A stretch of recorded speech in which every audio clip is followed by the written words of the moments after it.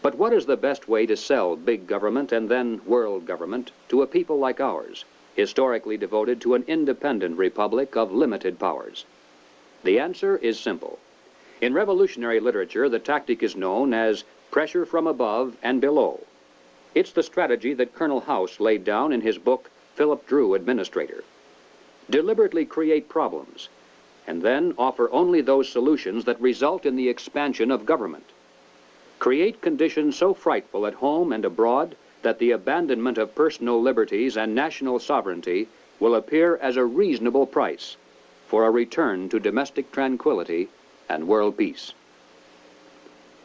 If those who seek world dominion can stimulate leftist mobs into violent confrontation with local law enforcement, and also provide exhaustive news coverage so that the entire nation can see and tremble, then the peaceful and freedom-loving majority can be programmed to accept a vast expansion of government powers and even a national police force, offered supposedly to end the violence. If those who seek world dominion can raise the specter of an enemy armed to the teeth with superior atomic weapons on the verge of launching a nuclear holocaust, and also offer world government as the prevention, then millions of Americans can be programmed to accept the loss of national sovereignty as our last best hope for peace. This is the meaning of pressure from above and below. To put over police state measures at home, they need chaos, crime, and anarchy in the streets.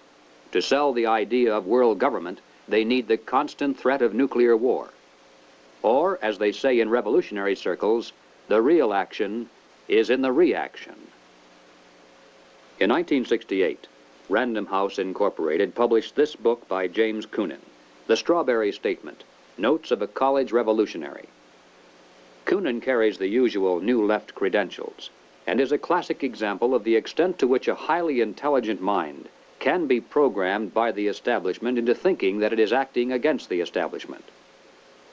Coonan was one of the leading participants in the first student seizure of an American university, which occurred at Columbia in April of 1968. Initially, the movement was not large and easily could have been stopped by a simple police action. But as usual, the anti-establishment forces received their greatest help from the establishment itself. For several days, police were told not to interfere. Meanwhile, university officials groveled in the face of outrageous propaganda charges, and the media made national heroes of the rebelling students. MGM even made a movie out of Coonan's book. On page 130, Coonan wrote, "In the evening, I went up to the U to check out a strategy meeting. A kid was giving a report on the SDS convention. He said that at the convention, men from Business International roundtables, the meeting sponsored by Business International for their client groups and heads of government, tried to buy up a few radicals. They offered to finance our demonstrations in Chicago. We were also offered ESSO, or Rockefeller money.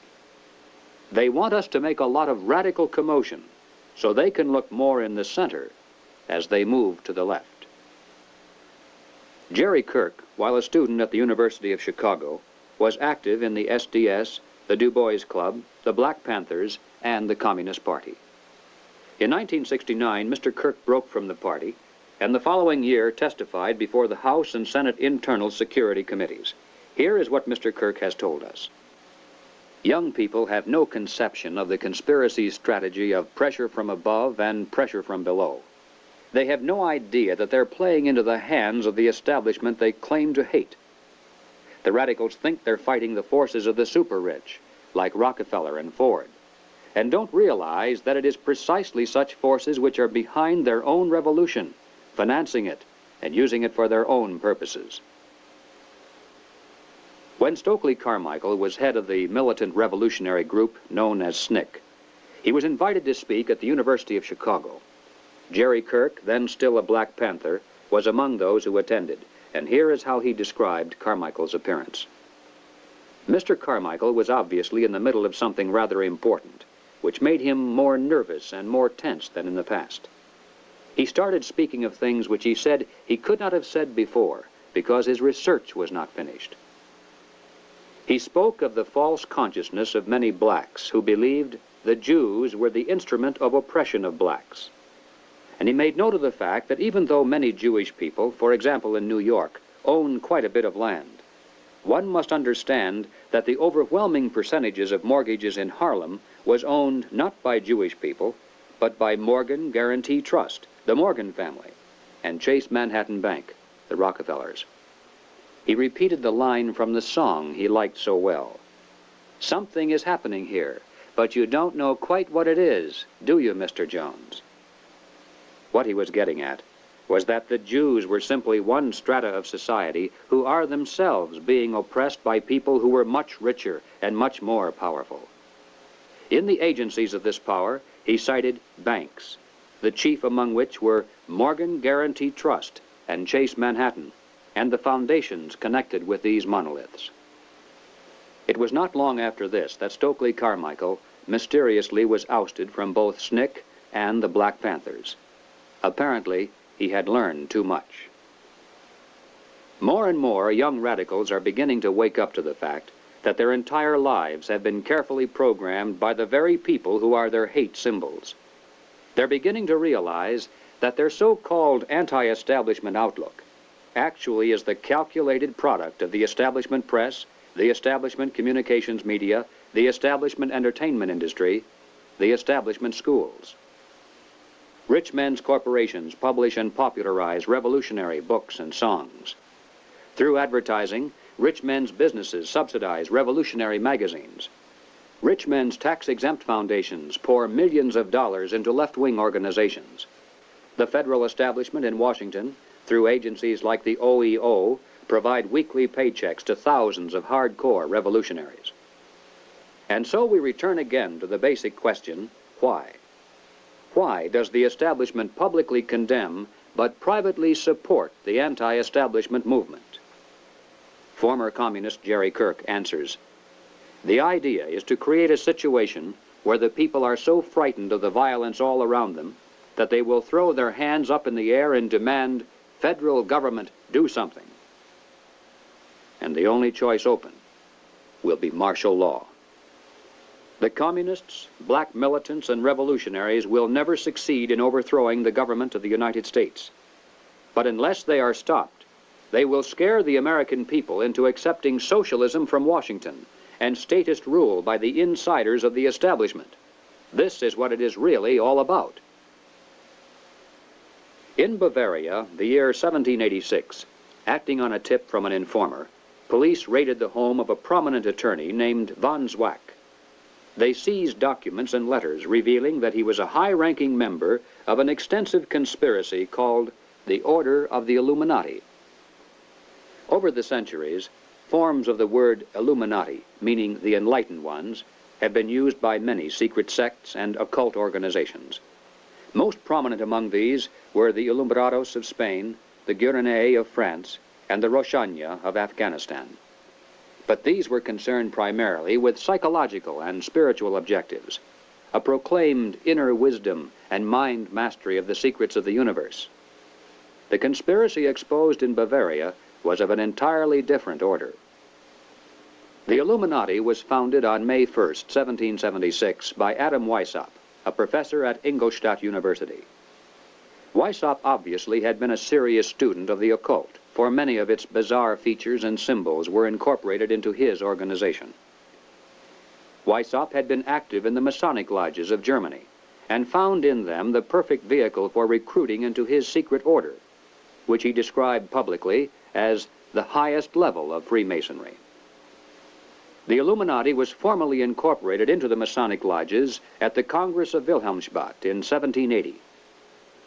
It should be noted that Freemasonry in England and America historically is quite different. Its members are characterized by the highest standards of integrity.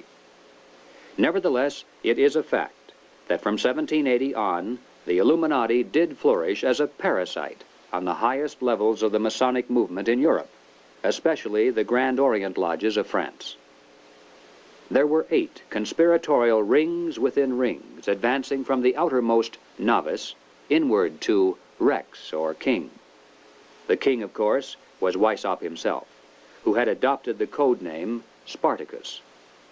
Those in the outer rings were told that the grand purpose of the order was to make of the human race, without any distinction of nation, condition, or profession, one good and happy family. But by the time the member had advanced to the level of presbyter, or priest, his oath of absolute secrecy and obedience had become deadly serious. Only then was he allowed finally to see the ultimate goal of the order. It was the destruction of all religion, replaced by the worship of reason, or humanism, and the destruction of all independent governments, replaced by a new world order, a world government ruled from behind the scenes by the illuminated ones. Needless to say, most members were never allowed to see these goals. In the words of Adam Weishaupt himself, "These good folks swell our numbers and fill our money box. Set yourselves to work. These gentlemen must be made to nibble at the bait. But this sort of people must always be made to believe that the grade they have reached is the last." The public record of the Illuminati is quite thin, but it does show that before it was exposed briefly in 1786, it had already enjoyed immense success in attracting into its outer rings some of the most prominent men of Europe. Its roster included important names in both government and finance. It was the most important single force behind the French Revolution. Some years later, an obscure intellectual by the name of Karl Marx joined a conspiratorial circle called the League of the Just. Shortly afterward, this group reformed into still another organization called the Communist League. And in 1847, they commissioned Marx to write their policy statement for the public. It was called the Communist Manifesto. On the surface, the manifesto appealed to the workers of the world to arise against their capitalist exploiters. But it should be noted that the project was supervised by Friedrich Engels, a capitalist of substantial wealth. Marx himself was so unimportant that his name didn't even appear on the manifesto for the first 20 years after its publication. In 1920, just 3 years after the Bolsheviks seized Russia, Winston Churchill declared, "From the days of Spartacus Weishaupt to those of Karl Marx, to those of Trotsky, Bela Kun, Rosa Luxemburg, and Emma Goldman, this worldwide conspiracy has been the mainspring of every subversive movement during the 19th century, and now at last has gripped the Russian people by the hair of their heads." Each year, May 1st is celebrated by communists world over as a day of international solidarity. As mentioned previously, the Illuminati also was founded on May 1st. Undoubtedly, this is merely a coincidence.